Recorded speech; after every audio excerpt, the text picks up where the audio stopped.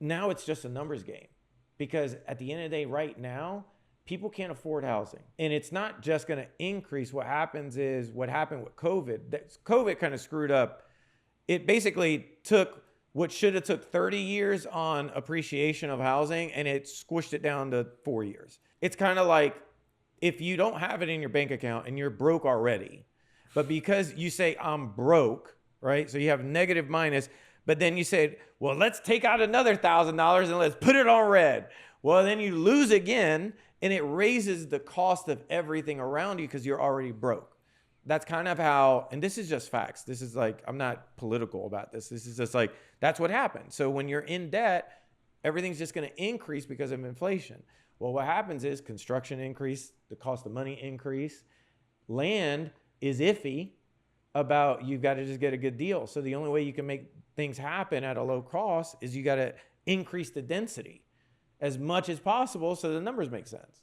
So, and there's two things to that as well, because we are seeing with COVID as well, we had something else, which was a massive migration throughout the country. Oh, yeah. Right here in Polk County, we are one of the, growing. Number one right now in the country. And for years, we've been top of that list. Yeah, so 20% year over year growth. Exactly. So there is a mixture of things happening where local markets such as ours are seeing crazy explosion. And that's a lot of where the zoning for me is coming in, where there needs to be a system where the public side and our municipalities can react quicker to what's going on. Yeah. And we can marry all this together where, hey, we need more density. We need to be able to streamline this. We need 100%. To be able to do all these things. Yeah. You know, we're smack dab in the middle of Tampa and Orlando. These are two juggernauts. You know, people are predicting right now that Tampa is going to be just as big, if not bigger than Boston, which is huge. And Orlando, that is the family center of the world. When you really think about it, like that's it. And the beautiful thing about Lakeland, what I love so much, is we have the largest stretch of I-4 throughout the entire state of Florida. And a lot of people don't know this, but Lakeland is also the industrial capital of Central Florida. I did want to ask your opinion on that as well, on what you saw coming in the future, since you're involved so much on that side. But at least from what I'm seeing, it's very, very, very much like the secret is out of how good of a location Polk County is. Yeah, and little by little, different industries and different people have seen that are starting to capitalize. If you see Florida right now, Florida's always been, important within the country and all of that. But we were talking about these times since COVID.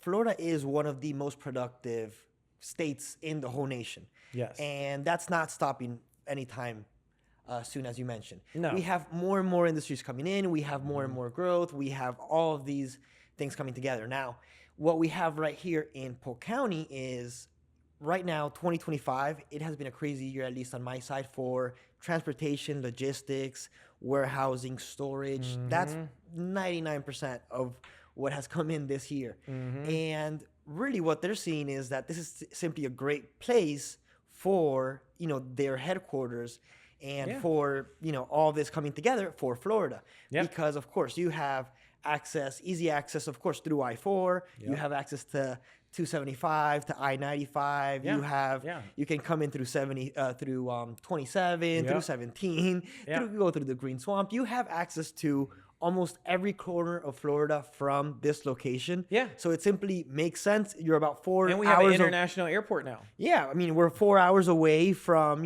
each basically side of the state. Yeah. So they simply see it as, it's just a no-brainer to set up headquarters in Florida. And then you add that to growth, we actually have people here that are now, we have tax. Yeah, technical skills. Exactly. All the conditions we have already in Florida, such as no state tax. Yeah. It makes it easy for people to move here and to keep that growth going. A strong homestead laws as well. So really, what I'm seeing is, as I mentioned, for right now, I feel like the companies are really saying, all right, that has to be our next goal. I'm seeing a lot of that. I agree.